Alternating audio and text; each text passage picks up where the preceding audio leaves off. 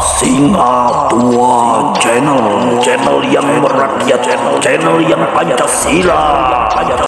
Pancasila satu, ketuhanan yang Maha Esa.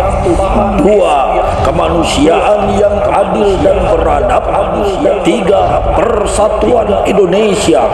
Empat, kerakyatan yang dipimpin oleh hikmat kebijaksanaan dalam permusyawaratan perwakilan. Lima, keadilan sosial bagi seluruh rakyat Indonesia.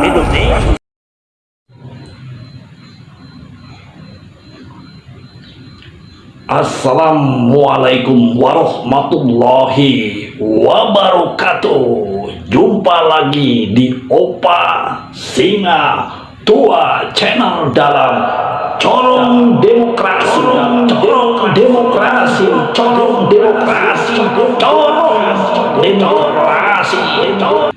Oke. Assalamualaikum warahmatullahi wabarakatuh. Selamat malam semuanya. Corong Demokrasi kali ini atau pada malam ini, Opa kebetulan baru saja melakukan investigasi dari TPS ke TPS, dan semua yang Opa temukan di setiap TPS, amin, selalu menang. Nah, pada saat Opa investigasi di handphone atau lewat medsos, Opa menemukan satu tulisan dari jurnalis senior kita, yaitu Bapak Asari Usman, yang mengingatkan kita pada hitungan-hitungan cepat atau disebut quick count.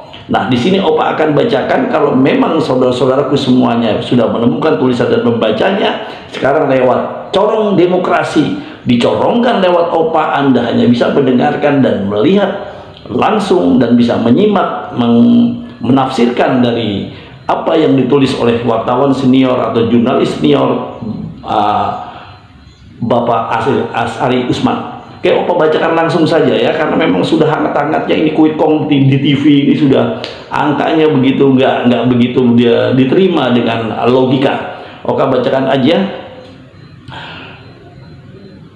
Sebelumnya Opa kasih juga dulu ya videonya ya. Oke. Assalamualaikum warahmatullahi wabarakatuh. Sahabat, info ini kita forward dari Profesor Dr. Didin Damhuri, Guru Besar IPB. Info risetnya independen.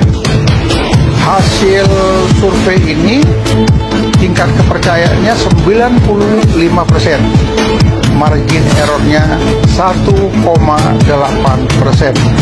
Bukan survei yang dipesan. Jadi tanpa diminta, dia membuat survei sendiri secara independen. Siapa itu?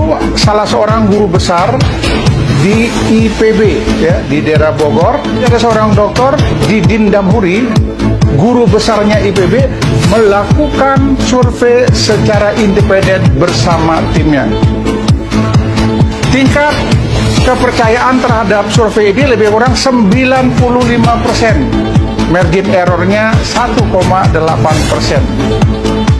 Jadi hati-hati dengan survei, tapi kalau survei yang satu ini memang survei yang luar biasa, dilakukan tanpa pesanan dan tanpa diminta. Bisa kita saksikan secara...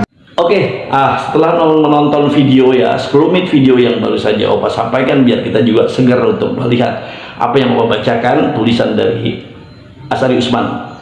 Oke, Opa bacakan, jangan terjebak quick count lembaga survei, tunggu real count oleh Asari Usman. Ada satu hal penting bagi Timnas Amin 01, jangan terjebak menerima quick count atau hitungan cepat yang dilakukan oleh lembaga-lembaga survei, lembaga survei. Berpeganglah pada real count, hitungan nyata oleh KPU di Pilpres 2024. Ambil sikap untuk hanya menggunakan hitungan nyata oleh KPU berdasarkan semua lembar C, hasil yang dulu disebutnya C1. Metode hitungan cepat sifatnya prediktif atau perkiraan. Ini biasanya dilakukan oleh lembaga-lembaga survei seperti LSI DNJA, Indobarometer, Carta Politika, SMRC, kemudian Poltreking dan Foxpol dan sebagainya yang mungkin disiarkan oleh banyak stasiun televisi yang kita baru saja kita lihat quick count yang dilakukan oleh setiap televisi. Sekali lagi, Timnas Amin 01 jangan sampai tergiring untuk mengakui hitungan cepat. Kalau gara-gara real count itu pengumuman pemenang agak lama, tidak masalah.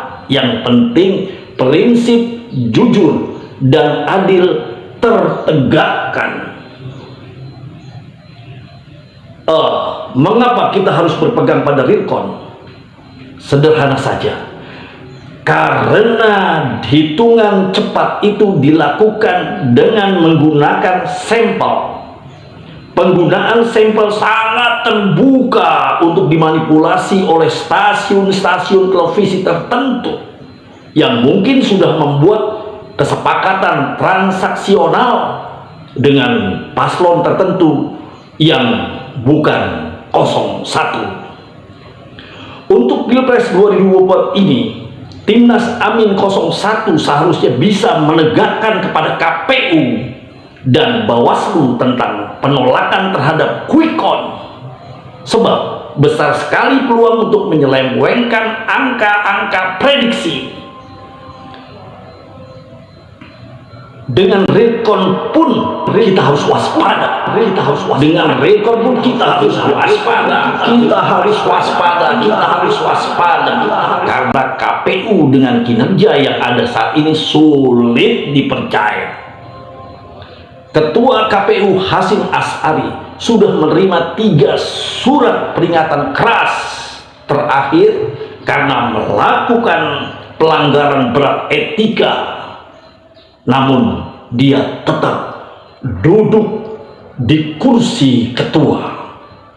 Ini mengindikasikan bahwa Hasyim dilindungi oleh Presiden Jokowi.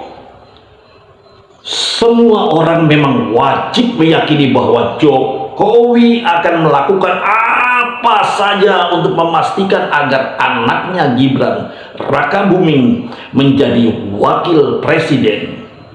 Para penguasa yang dikooptasi dan berada di bawah kendali Jokowi dipastikan akan membantu Gibran. Semua tindakan akan mereka lakukan, termasuk pencurangan hasil Pilpres. Gejala pencurangan sangat nyata, mulai dari 2 tahun yang lalu hingga saat ini. Para penguasa sudah melakukan langkah-langkah curang. Semua langkah-langkah pencurangan dalam proses Pilpres patut diduga melibatkan Presiden Jokowi. Ini sangat masuk akal. Jokowi takut kehilangan kekuasaan. Dia tunjukkan dengan berbagai upaya untuk terus berkuasa. Jokowi mencoba upaya 3 periode, gagal. Penambahan 2-3 tahun juga gagal. Terakhir, upaya Jokowi untuk menjegal Anies ikut Pilpres pun gagal.